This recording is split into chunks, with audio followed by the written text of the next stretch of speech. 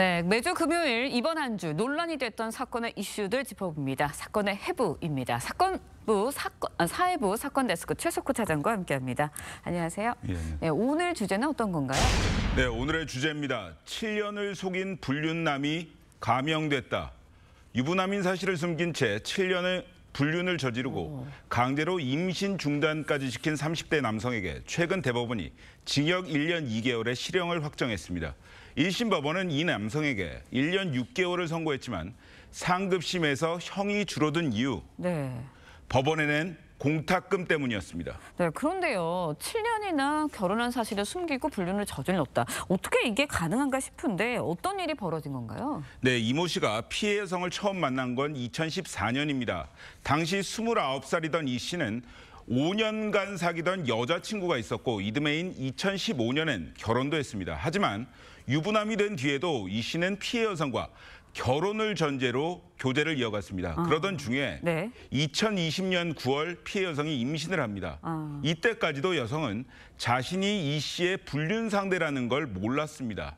갑작스런 임신 소식에 이 씨는 자신이 탈모약을 먹고 있어서 기형아를 낳을 확률이 높다면서 임신 중절을 요구했고 여성도 받아들였습니다.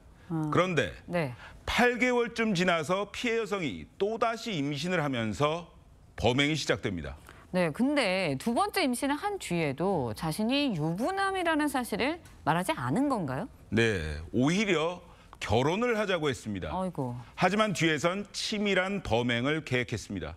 임신 한 달 뒤에 인터넷에서 임신 중단용 약물을 구입하는데 임신과 수유에 도움이 되는 엽산이라고 속여서 모텔과 차 안에서 먹였습니다. 결국 여성은 두 번째 유산을 하게 됩니다. 네, 근데 이제 여성이 그때까지도 이 남자가 유부남인 걸 몰랐다는 게 굉장히 놀랐거든요. 예, 그런데 그것이 맞습니다. 2021년 12월 중순으로 결혼 날짜까지 잡았습니다. 아이고.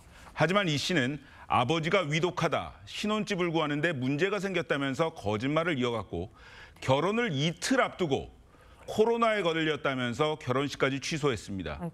여성은 뒤늦게야 이 이상한 낌새를 채고 이 씨의 어머니를 찾아갑니다. 그 자리에서 이 씨가 아이까지 있는 유부남이라는 사실을 알게 됐고 그때서야 이 씨와의 연락을 끊으려고 했습니다. 네, 그런데 좀 이상한 게 연락을 끊은 게 아니라 끊으려 했다. 이게 무슨 말이에요? 네, 이 씨의 협박 때문이었습니다. 피해 여성이 만나주지 않자 함께한 7년의 세월 동안 찍은 사진과 영상들이 많이 남아있다면서 유포할 것처럼 협박 메시지를 보낸 겁니다. 아이고. 참다 못한 여성이 이 씨를 경찰에 신고했고 지난해 5월 1심 법원은 부동의 낙태와 협박 등의 혐의로 이 씨에 대해서 징역 1년 6개월을 선고했습니다. 네, 그런데 대법원에서 1년 6개월이 아니라 1년 2개월형을 확정을 했거든요. 감형이 된 거예요? 네, 이 부분이 문제입니다. 2심 재판부가 1심 법원의 판단을 뒤집은 겁니다. 이 씨가 피해 여성에게 1,500만 원을 공탁했다는 점을 유리한 정상으로 반영했다면서 징역 1년 2개월로 감형을 해줬고 대법원도 형을 확정했습니다. 이 씨가 법원에 공탁금을 건 것이 여성의 피해 복구를 위해 노력했다고 본 건데 이전엔 피해자가 합의를 원치 않으면 공탁이 어려웠지만 2022년 12월 형사공탁 특례제도가 시행되면서 피해자와의 협의 없이도 가능해졌습니다.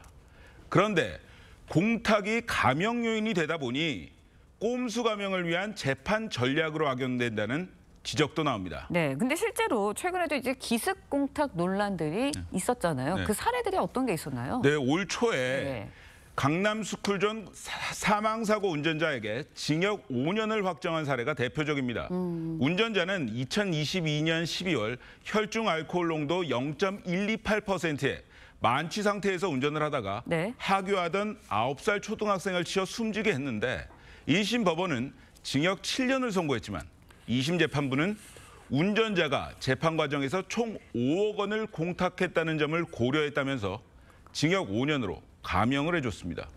유족 측은 공탁금 수령을 강력히 거부했지만 법원은 오히려 이 공탁을 감형 사유로 봤습니다. 지난 선고기일이 지연됐습니다.